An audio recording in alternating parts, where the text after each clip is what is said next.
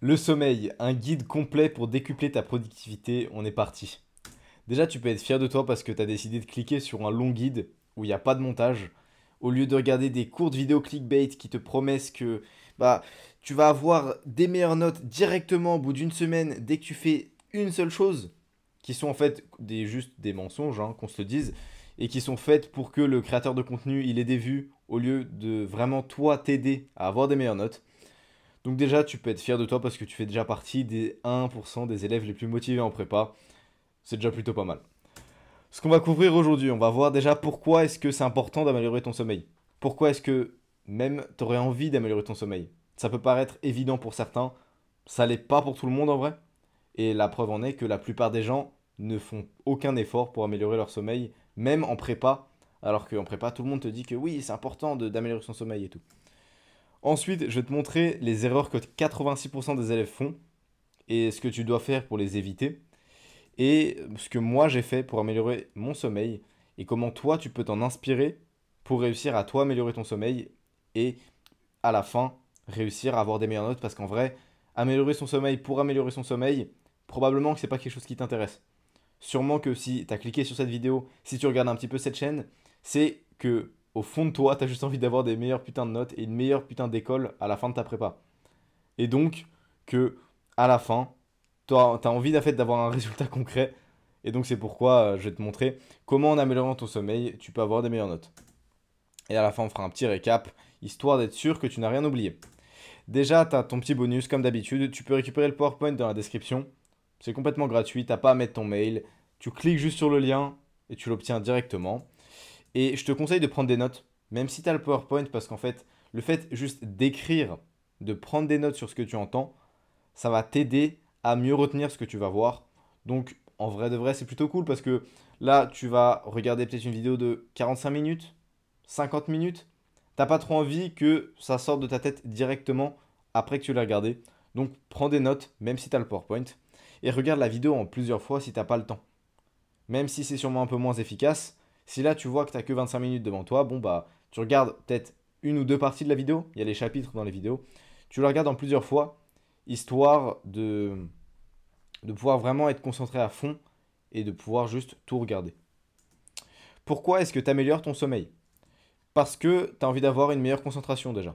Tout simplement parce que si tu es fatigué, tu vas plus rapidement décrocher et tu vas moins bien suivre en cours. Et forcément, si ton cerveau il est pas à 100%, bah tu pourras pas être concentré à 100%. C'est logique. Donc si tu mets pas ton cerveau dans les meilleures conditions pour taffer, il sera pas à son prime. Et donc en cours, ne serait-ce que pour comprendre ce que tu vas entendre, ce sera plus difficile.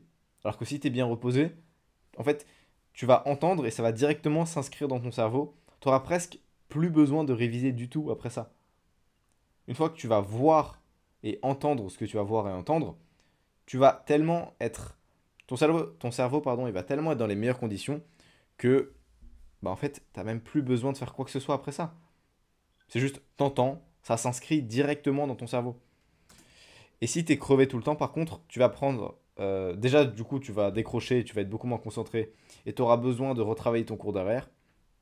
Mais en plus, tu vas prendre de moins bonnes décisions en général et tu seras plus facilement distrait. Et notamment, il manque une parenthèse, par Internet qui va encore plus te niquer ta concentration.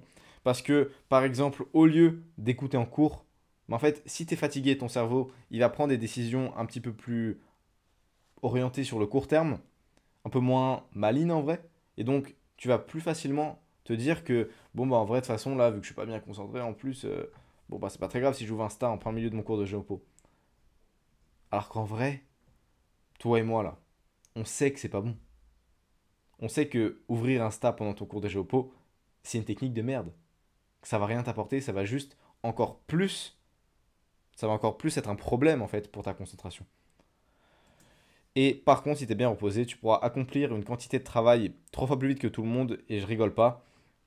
Pour te donner un exemple, moi, en prépa, je travaillais max 2 heures par jour en deuxième année, à part le dimanche, qui est un petit peu spécial, et le mercredi où j'avais plus de temps. Mais en semaine normale, quand j'avais cours, je faisais 8 heures, 16 heures. Après ça, je travaillais 2 heures par jour. J'ai majoré le concours blanc, j'ai fini deuxième au deuxième concours blanc et j'ai fini à HEC au bout de 2 ans de prépa. Donc en vrai, je pense que je suis assez légitime pour te dire que le fait comme ça de bien dormir, ça va tellement t'aider à être concentré que tu n'auras même pas besoin de passer des heures et des heures et des heures à travailler et à faire du travail en étant moins efficace. Je rigole pas quand je te dis que là, j'ai dit 3 fois plus vite que tout le monde, mais il y a des gens qui faisaient plus que 6 heures par jour. Et pourtant, ils accomplissaient moins de travail et ils ont eu des moins bons résultats à la fin. Donc là, j'ai dit 3 fois plus vite, mais j'aurais pu mettre 5 fois plus vite, quoi. Pour ta motivation, si tu dors mal, ton cerveau, il va pas fabriquer assez de dopamine. La dopamine, c'est l'hormone de la motivation. Je vais pas te faire un cours de science maintenant parce que c'est pas le sujet, mais sache que si ton niveau de dopamine régulier, il est plus élevé, alors tu vas être plus motivé et tu vas plus avoir envie d'accomplir des choses dans ta vie. S'il est très bas, tu vas être un escargot. Tu auras envie de rien faire, tu auras envie de rester dans ton lit comme une petite limace, et c'est tout. Et donc si tu es tout le temps crevé, tu auras moins envie de travailler sur tes objectifs, et au final, tu vas moins taffer, surtout quand on parle de taf de cours. Et quand tu taffes en plus, tu taffes moins bien parce que tu es moins efficace. Au contraire, si tu dors bien, ce qui veut dire que tu as toute ta dopamine qui est à son niveau max, en gros, tu auras beaucoup plus de motivation.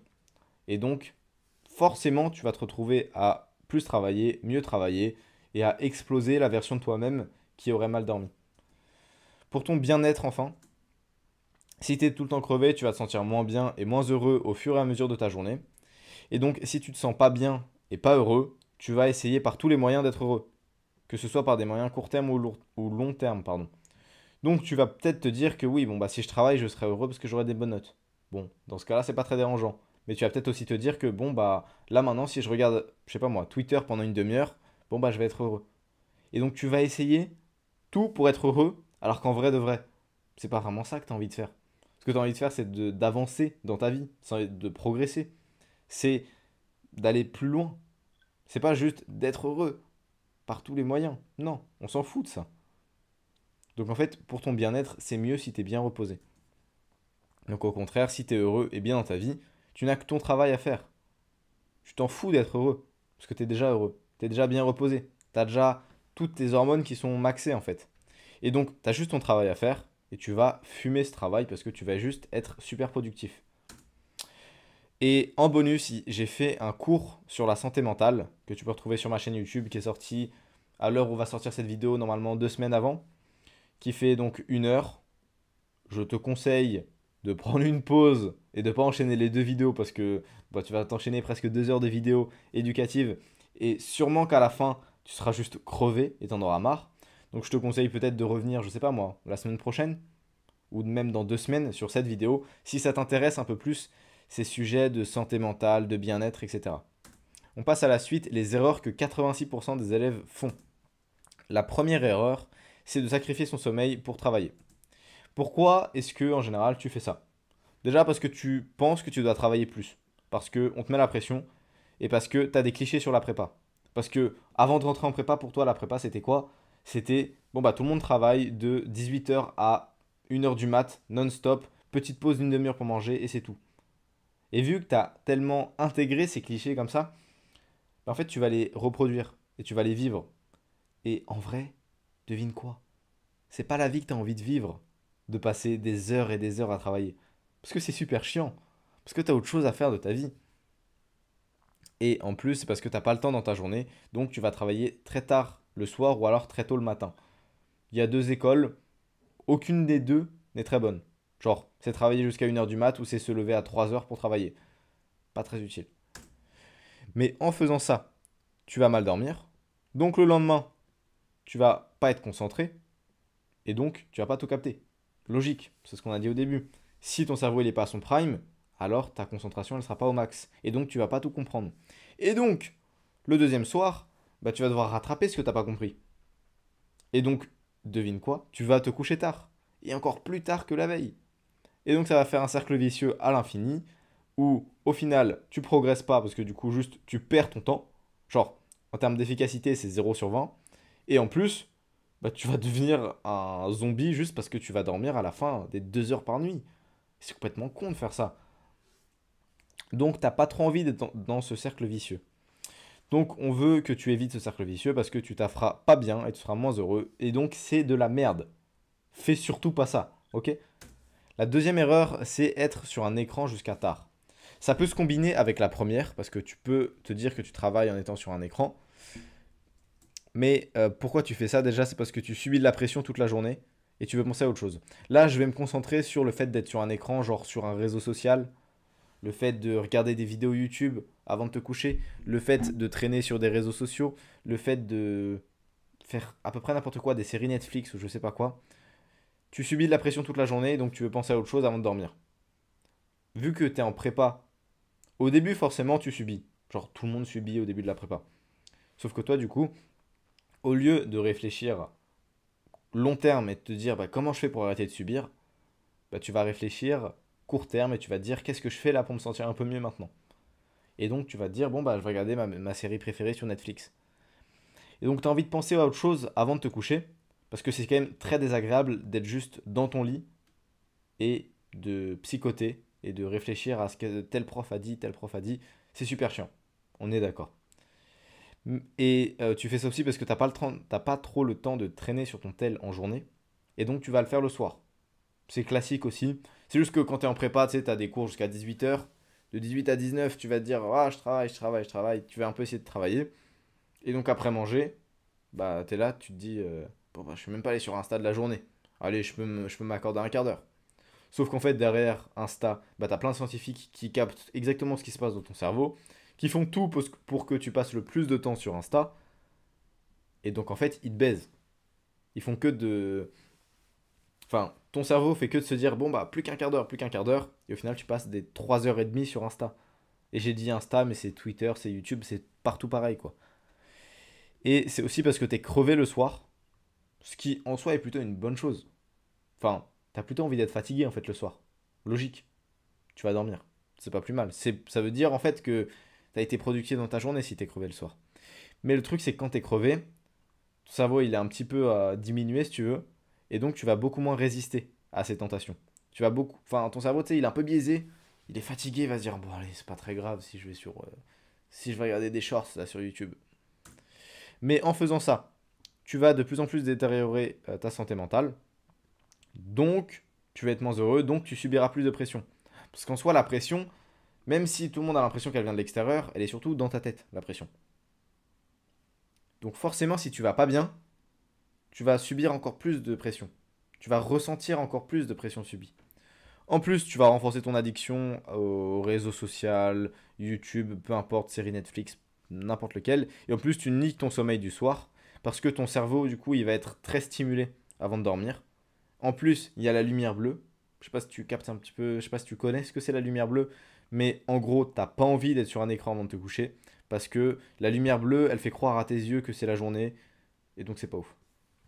Et en plus, ça te grignote tes heures de sommeil parce que, bon, bah, comme je t'ai dit, enfin, tout le monde devient très facilement addict aux réseaux sociaux parce que c'est le business model.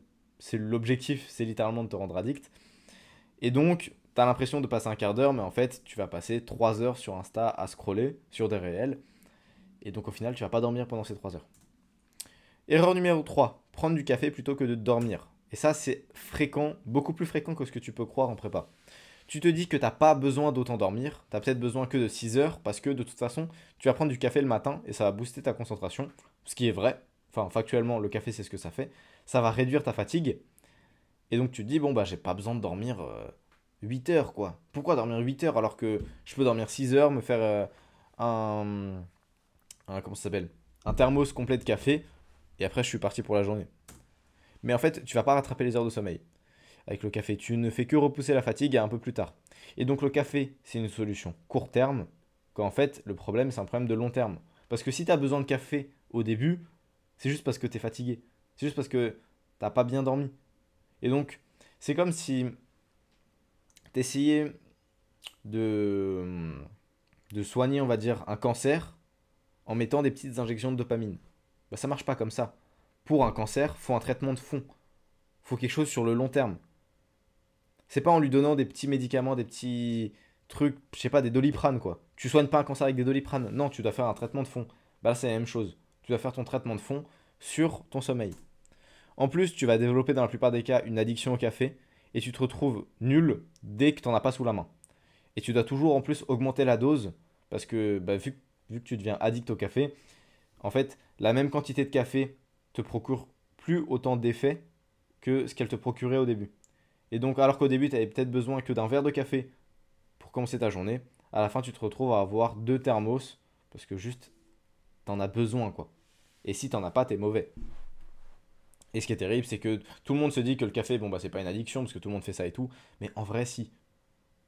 Après, c'est pas pour autant que le café va pas te booster. Donc, tu peux prendre du café pour te booster, mais faut pas que ça remplace ton sommeil. C'est juste un supplément, tu vois. C'est comme, je sais pas si tu connais un petit peu les bodybuilders, les bodybuilders, pardon, ils vont prendre des suppléments pour avoir plus de muscles. Et ben en fait, faut pas que ça remplace la vraie nourriture. Bah là, c'est la même chose. Ton café, c'est un boost. Et ça peut être bien d'avoir un boost. Tu peux même te dire que bon, bah ok, t'as envie d'être addict au café, tu acceptes ça, parce que tu sais que ça va te booster. Mais faut pas que ça remplace ton sommeil. Parce que sinon, ça rentre encore une fois dans un cercle vicieux. Maintenant, ce que moi j'ai fait pour améliorer mon sommeil. Ce qui m'a fait augmenter ma moyenne de 3 points et diviser mon temps de travail par 2. Et c'est pas une blague. Enfin, et là j'ai mis 3 points, mais en fait c'est même plus parce que je pense que entre le premier concours blanc, j'avais déjà commencé à bien dormir. Mais entre mes premières notes et mes dernières notes, j'ai pas augmenté de 3 points, j'ai augmenté de 7 points. Et mon temps de travail a été ouais, divisé par 2 à peu près. Parce qu'au début je travaillais 4 heures par jour et à la fin je travaillais 2 heures par jour. Donc ce que j'ai fait pour améliorer mon sommeil. J'ai suivi plusieurs règles et plusieurs principes. Et je vais te les partager ici, une par une. T'es pas obligé de tout faire. Parce que si tu fais tout, et si je te balance surtout tout d'un coup, tu vas te dire, ah ouais, ça fait beaucoup quand même, c'est chaud là. Et surtout, ça va te déborder. Tu vas pas pouvoir tout mettre en place d'un coup, et c'est pas grave. Donc faut que tu en choisisses certaines pour toi ensuite réussir à petit à petit tout mettre en place. Et je vais te donner à la fin en bonus un processus simple pour que tu puisses réparer ton sommeil là maintenant à la fin de cette section. Pour que ce soir, tu commences un processus pour vraiment te remettre à bien dormir. Règle numéro 1, les horaires. Je vais pas te faire un cours de science ici. Et en vrai, 99,9% des scientifiques sont d'accord pour dire que ça c'est vrai. Donc, moi je les crois. Je suis pas un scientifique, je les crois, tu sais. Eux, ils ont fait des études, moi j'en ai pas fait. Bon bah, je me dis qu'ils ont plus raison que moi quand même. Donc tu vas avoir les mêmes horaires le soir et le matin, tous les jours. Tu as envie de garder les mêmes horaires le week-end. Le week-end, tu as l'impression que là, que c'est le truc normal, et en vrai c'est le truc normal. Mais pour un être humain, ça veut rien dire un week-end. Parce que le week-end, c'est une invention qui a peut-être 200 ans. Avant, il n'y avait pas de week-end. Non, ça n'existait pas. Avant, tout le monde se couchait à la même heure tous les jours, tout le monde se réveillait à la même heure tous les jours. Et en fait, c'est ce qu'on a fait pendant des millénaires. Donc, tu as plutôt envie de garder ces horaires le week-end. Et donc, en gros, tu dors dans des cycles de sommeil. Et ces cycles de sommeil durent 1h30. Et donc, tu as envie en fait, que ton nombre d'heures de sommeil soit un multiple de 1h30. Parce que si tu te réveilles en plein milieu d'un cycle de sommeil, bah, tu vas te réveiller d'une phase de sommeil profond, ça s'appelle. C'est-à-dire que tu es complètement endormi, tu es genre loin, loin, loin, loin, loin. Et quand tu te réveilles, tu vas vraiment être mal. Et c'est pour ça que le fait de mettre un réveil le matin, ça peut être un problème parce que juste si ton réveil te réveille pile à la fin d'un cycle enfin en plein milieu pardon d'un cycle de sommeil, tu auras vraiment le seum et t'auras vraiment une fatigue ressentie qui va être beaucoup plus importante que si juste il t'avait réveillé au début ou à la fin de ce cycle de sommeil. Enfin, tu passes plus de temps dans ton lit que de temps endormi. Donc, ton temps endormi, c'est un multiple de 1h30, 1,5. Donc là, c'est le nombre de cycles de sommeil, on va l'appeler X peut-être. Boum. Et à ça, tu as envie de rajouter 1 heure ou bien 1h30. Pourquoi? Parce qu'il y a des moments où tu es juste dans ton lit, tu es allongé et t'es pas endormi. Que ce soit au début, littéralement au début avant de te coucher, que ce soit entre tes cycles de sommeil, même si t'es pas conscient, bah en fait, il y a des petits moments, peut-être de un quart d'heure, tu vois, entre chaque cycle de sommeil, pendant lesquels t'es pas endormi.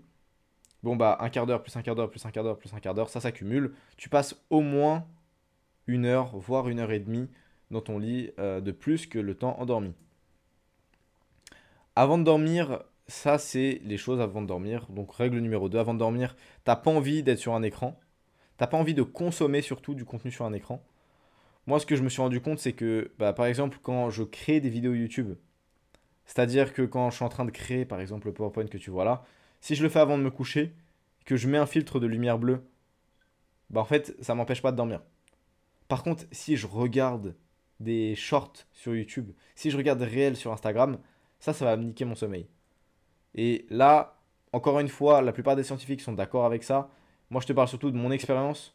De mon expérience, il y a eu des nuits où juste, j'arrivais pas du tout à dormir, juste parce que je venais de regarder peut-être 30 minutes de shorts.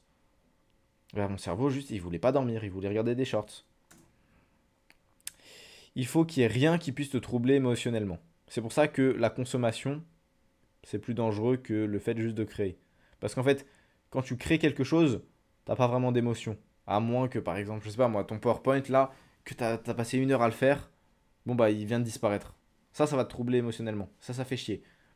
Mais par contre, si juste tu travailles comme ça, tu finis ton PowerPoint, hop, t'enregistres, tu vas te coucher, bah y a pas vraiment d'émotion associée à ça. Tu fais juste ton taf quoi. Mais, et c'est la même chose si tu révises. Donc réviser avant de se coucher, c'est pas grave. Ça va pas te troubler émotionnellement d'apprendre un nouveau mot en allemand, par exemple. Tu vois. Mais par contre, si tu regardes des shorts, le concept, le concept de n'importe quelle vidéo en vrai, c'est d'essayer de te troubler émotionnellement, justement. Parce que c'est ça qui va te maintenir un peu accroché à la vidéo. C'est ça qui va faire que tu vas aimer ou non une vidéo. À partir du moment où tu aimes quelque chose, c'est qu'émotionnellement, il y a déjà quelque chose qui bouge un petit peu, tu vois. C'est pas neutre. Nous, on aimerait bien que ce soit neutre avant de te coucher. Et normalement, si tu es une personne normale, ça sera neutre si par exemple, je sais pas moi, tu fais des maths avant de te coucher. Tu résous un exercice de maths, bon, émotionnellement, c'est pas super fort. Genre, t'as juste fait ton exo de maths, hop, t'es content, tu vas te coucher.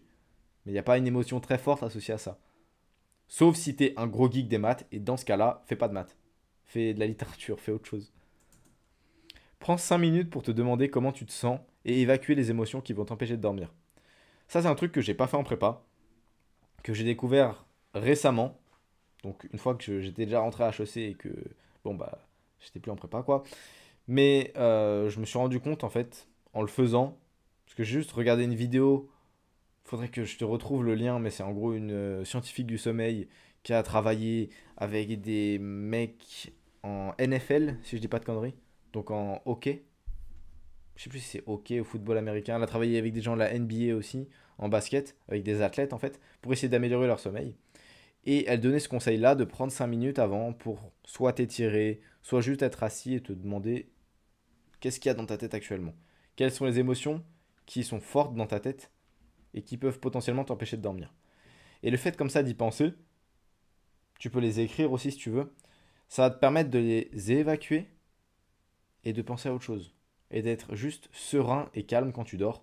Et en vrai, c'est plutôt ce que tu as envie de faire parce que ce soit des émotions fortes, négatives ou positives, elles vont venir troubler ton sommeil. Genre, que tu sois très triste pour quelque chose ou très excité pour quelque chose qui arrive bientôt, dans les deux cas, tu vas pas réussir à dormir tout de suite. Et en vrai, enfin, il y a des gens peut-être qui aiment bien rester dans leur lit à ne rien faire. Moi, ça me fait chier. Moi, je préférerais dormir tout de suite.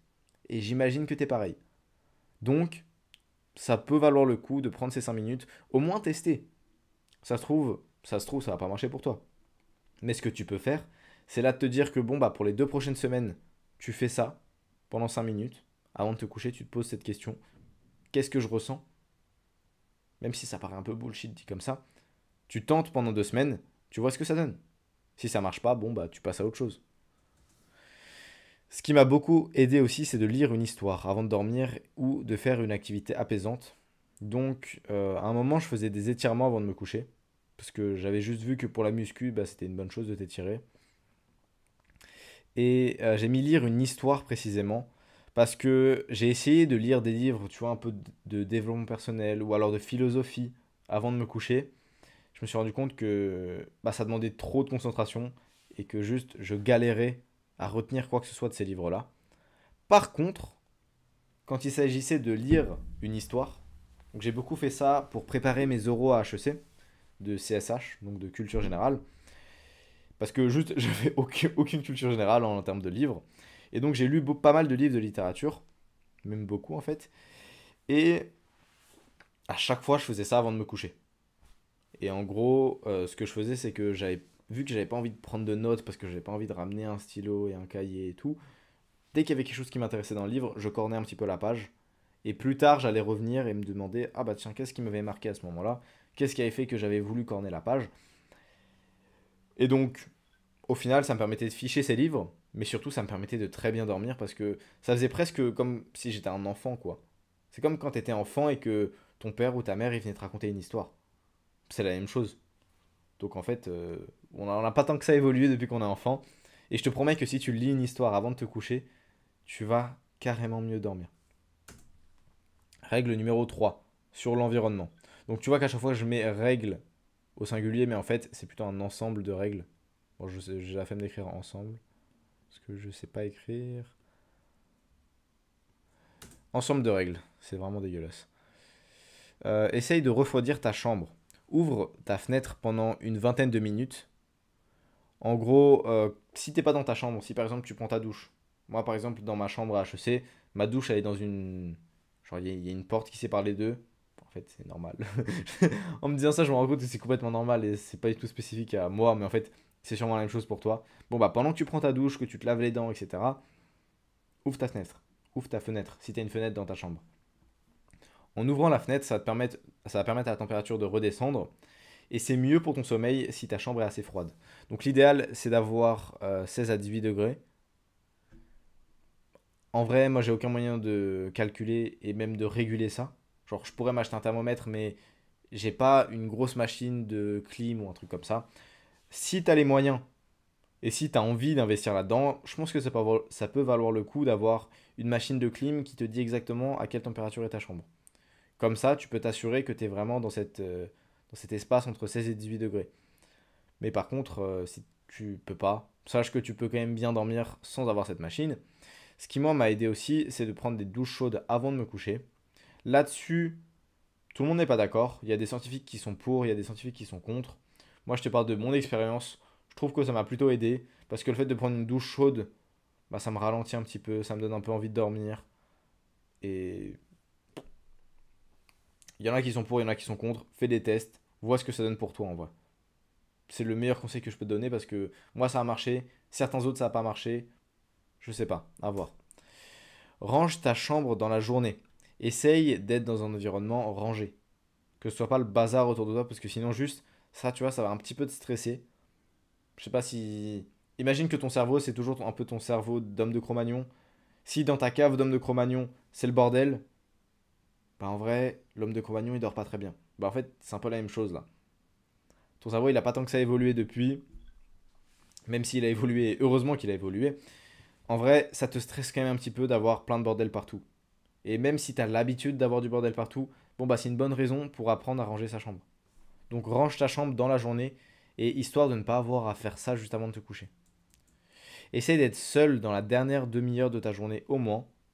Donc ça marche très bien si tu veux lire une histoire pardon, avant de te coucher ou faire, je sais pas, ta petite activité apaisante, d'étirement ou de prendre les 5 minutes pour te demander comment tu te sens, etc. Parce que comme ça t'évite d'avoir encore une fois trop de stimulation, trop de d'émotions qui vont arriver. Parce que forcément, si tu es avec quelqu'un, tu as beaucoup plus de chances d'avoir des émotions fortes qui arrivent. Pas forcément amoureuses, mais tu as beaucoup plus de chances quand même d'avoir, je sais pas moi, telle info qui va te surprendre beaucoup, ou alors qui va te faire beaucoup rire, ou alors qui va te rendre triste, etc. Règle numéro 4, le réveil. Au réveil, ce qui moi m'a le plus aidé, c'est de prendre des douches froides. Déjà parce que ça réveille, et aussi parce que, en fait, je m'étais renseigné avant de me mettre à faire des douches froides. Et scientifiquement, ça aide tes hormones de dopamine et ça remonte encore plus ton niveau de dopamine de base. Donc on va mettre un petit D pour dopamine. Et donc c'est bien parce qu'on a pu le voir au tout début. Je ne vais pas revenir sur les slides d'il y a une demi-heure. Mais en gros, c'est bon pour ta motivation. C'est bon pour ta santé en général. Donc c'est plutôt cool de prendre des douches froides. Je comprends que ça puisse paraître assez barbare et assez compliqué de prendre des douches froides parce que franchement, bah, c'est pas facile tous les jours. T'as pas tous les jours envie de faire ça. Et surtout, si t'as été habitué depuis que t'es enfant à prendre des douches chaudes, bah, c'est vraiment dur de s'y mettre. Moi, ce qui m'aide pas mal pour m'y mettre, c'est de me lancer un petit chrono sur mon téléphone, de genre 2 minutes, un truc comme ça. T'as pas besoin que la douche soit super longue. Tu peux faire des longues douches de un quart d'heure avec de l'eau froide. C'est pas mon truc.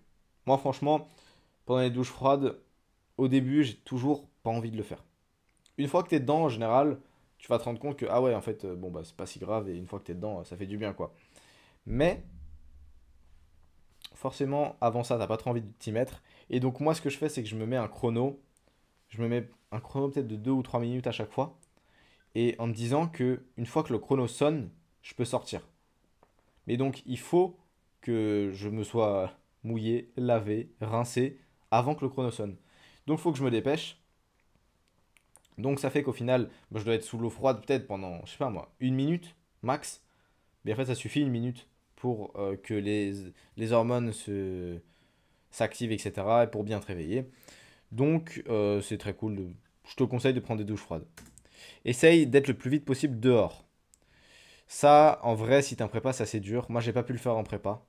En gros, l'idée, c'est que si tes yeux voient de la lumière du dehors, et ça compte pas à travers la fenêtre, si tes yeux voient de la lumière du dehors, ils vont être réveillés plus facilement. Ça va aussi activer d'autres hormones. Je sais plus si c'est la dopamine.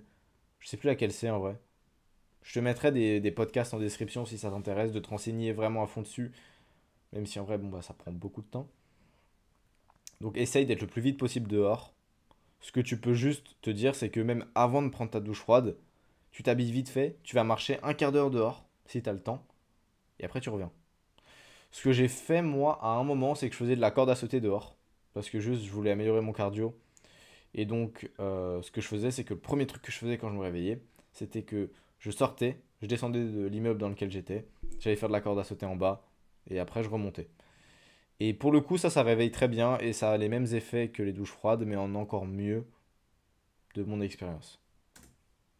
Essaye de limiter au max les écrans parce que les écrans, ça va pas te réveiller en fait. Même si le soir, pour le coup, ça fait croire à ton cerveau que c'est la journée, bah là pour le coup, c'est pas assez. Les écrans, et pareil, les lumières en fait à l'intérieur, comme cette lumière, c'est pas assez pour que tes yeux voient vraiment assez de lumière. Donc en fait, tu as vraiment envie d'avoir de la lumière du dehors. C'est ça qui est important. Et les fenêtres, je sais pas exactement comment ça marche, mais en gros, les fenêtres, elles bloquent tous les effets positifs que tu peux avoir. Donc, encore une fois, t'as pas envie de rester à l'intérieur dès que tu te réveilles. Essaye de ne pas prendre de café avant 1h30. Bon, ça, je vais pas trop rentrer dans les détails, pardon, parce que moi, j'ai pas été un grand consommateur de café. Mais en général, ça risque d'abîmer un peu ton sommeil si tu bois du café avant 1h30 après ton réveil. Règle numéro 5 en journée, fais des activités physiquement et mentalement fatigantes. Donc fais du sport, fais du deep work. Le deep work, c'est une méthode de travail qui est crevante et dont j'ai déjà parlé dans plusieurs vidéos. Donc je vais te mettre un petit lien ici, je pense, pour que tu puisses découvrir ce que c'est. J'ai pas envie d'en parler aujourd'hui parce que c'est une vidéo dédiée au sommeil et que j'ai pas 1 heure, et tu n'as pas 1 heure surtout, à passer là-dessus. Ne va pas au lit, ne va pas dans ton lit, pardon, dans la journée. Essaye d'habituer ton cerveau au max à se dire que bon bah le lit c'est pour dormir. Donc essaye en journée, tu vois, même si tu as envie de te poser et tout, tu te poses sur une chaise. Ça le fait, c'est possible. Et comme ça ton cerveau il connecte directement que le lit c'est que pour dormir. Je te conseille de faire des micro-siestes mais pas des longues siestes. Donc, moi ce que je faisais c'était que pour digérer après le repas de midi, et ce que je faisais mais ce que je fais encore aujourd'hui maintenant à HEC, c'est que je m'allonge juste dans mon lit, dans le noir, bouchon d'oreille, masque pour les yeux, je mets un chrono de 20 minutes, et juste, je reste là et j'attends. Des fois je m'endors, des fois je m'endors pas, ça dépend des fois, mais au moins ça me permet de digérer, ça me permet d'avoir un break comme ça dans la journée, d'avoir du temps où juste, je suis tranquille, je me repose. Ça, tu vois, je vais dans mon lit, mais ça je le compte comme du sommeil, à peu près. T'as le droit d'aller dans ton lit pour la nuit et pour faire des micro-siestes. Je te déconseille de faire des longues siestes, à moins que tu aies déjà un emploi du temps très précis avec, je sais pas moi, par exemple 4 cycles de sommeil dans la nuit et un cinquième dans la journée dans une longue sieste. Parce qu'en général, si tu fais des longues siestes, tu risques de déjà pas être assez fatigué le soir. Tu risques de te réveiller en plein milieu d'un cycle de sommeil. C'est pas ouf. 20 minutes, t'as pas le temps de tomber vraiment, vraiment endormi. T'as pas le temps de commencer un cycle de sommeil. Donc c'est pas mal. Bonus, comment entrer dans un rythme de sommeil? Facilement, en 5 étapes. Et tu vois déjà la cinquième étape, faut pas que tu regardes. Étape numéro 5. Choisis un horaire de lever et un horaire de coucher. L'idée donc, c'est que tu veux un multiple de 1h30. Là, j'ai mis 7h30 parce que c'est ce que la plupart des gens, c'est ce dont la plupart des gens vont avoir besoin. La plupart des gens ont besoin de 5 cycles de sommeil. Cycle de sommeil. Peut-être que pour toi, c'est 4. Peut-être que c'est 3 même. C'est très rare que ce soit 3 quand même. Peut-être que c'est 6. Moi, en vrai, c'est 6. Donc, ça dépend de chacun, tu vois. Choisis un horaire de lever, un horaire de coucher.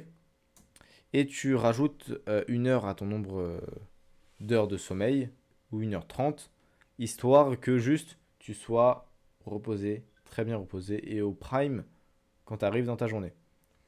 Étape numéro 2. Chaque matin, tu vas noter quelque part ta nuit sur 10. Je te déconseille de prendre les applications d'analyse ou alors les montres ou ce genre de trucs parce que ça va te donner, certes, ça va te donner les données les plus précises et tout, mais en vrai, ce qui compte, c'est toi, ton ressenti. C'est encore plus important que les données. Moi, pendant un an, j'ai utilisé une application d'analyse qui utilisait le bruit de ma respiration pour juger mes nuits et tout. Et c'était de la merde parce que il y avait des matins où je me réveillais en me disant ah ouais, je suis pas trop mal là et tout, franchement, je suis assez bien reposé. Et j'arrivais et en fait, je voyais sur l'application que lui me disait ah bah t'as fait une nuit à 60%, c'est nul. Bah, j'avais trop le seum. Et donc je me disais ah ouais, c'est vrai, j'ai mal dormi et tout. Et ça me niquait ma journée. Donc t'as pas envie d'avoir une application d'analyse, juste tu te prends un cahier ou même une feuille où chaque matin tu notes ta nuit sur 10. Première chose que tu fais quand tu te réveilles, tu notes ta nuit sur 10. Après, bon, bah, tu vas faire de la corde à sauter dehors ou tu vas dehors. Après, tu prends ta douche froide, etc. Tu notes ta nuit sur 10. Ok? C'est le, c'est le meilleur moyen en vrai de garder une trace pour savoir, bah, en fait, si sur le long terme, cette horaire de lever et cette horaire de coucher te convient bien. Reste un mois dans ce rythme. C'est ça qui va être le plus dur parce que tu auras des distractions. Tu auras des moments où tu vas dire, ah bah en vrai, là, je peux me coucher un peu plus tard. Ou il y aura des moments où tu vas dire, ah mais là, c'est le week-end, en vrai, les gars. C'est possible, tu vois, d'avoir un jour comme ça de repos. Le mieux, c'est que tu aucun jour où tu dors plus, aucun jour où tu respectes pas ces horaires. Bien sûr, dans la pratique, c'est un peu plus compliqué, mais en vrai, ça vaut le coup de tester. Moi, j'en étais arrivé à un point où le week-end, naturellement, je me réveillais à 6 heures, sans mettre de réveil. Et ben en fait, t'as plutôt envie d'avoir la même chose. Enfin, étape 4, si le rythme te convient, si au bout d'un mois tu te rends compte que bon bah la plupart de tes nuits t'es à 8,5 ou plus sur 10, sûrement que c'est que le rythme te convient. C'est sûrement que t'aimes bien en fait ces horaires-là. Donc tu peux les garder. Sinon tu recommences avec des horaires différents. Et je vais effacer ce que j'ai barré tout à l'heure. Quand le rythme te va, tu peux couper le réveil le matin. Je te conseille de garder une alarme pour le soir. Comme ça le soir, t'es sûr que tu te couches vraiment à l'heure à laquelle tu veux te coucher. Mais en fait, tu peux couper le réveil le matin parce que juste ton corps, il va être habitué. Il va se réveiller naturellement. Et ça fait comme si tu faisais la grasse mat, quoi.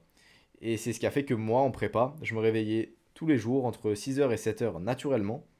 Je mettais pas de réveil. Et c'était comme si je faisais la grasse mat. Et j'étais trop bien. Bah, je te conseille de faire la même chose. Ce qu'on a vu, déjà, pourquoi est-ce que le sommeil, c'est important. Ensuite, les 3 erreurs que font 86% des élèves. Donc, que ce soit penser que le café, ça remplace le sommeil, travailler au lieu de dormir et regarder des écrans avant de te coucher. Et enfin, ce que moi j'ai fait et comment toi tu peux rentrer dans un rythme de sommeil régulier. Si t'es un élève motivé de prépa ECG, Academia sera ravi de t'aider à avoir des meilleures notes. Sinon, profite du contenu gratuit frérot, passe une bonne journée.